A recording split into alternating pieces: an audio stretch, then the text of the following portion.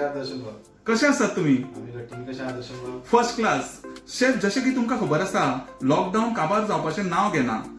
खुबश्या लोकांचे अशें हाल जाल्या, मोलाची ना ऐपत आनी नांव सांगता गणपत. सारखे तुमचे. सो लोकांकडे अशी सामग्री जावं मोलादीक वस्तूय घेवपाक जायना आता सध्या.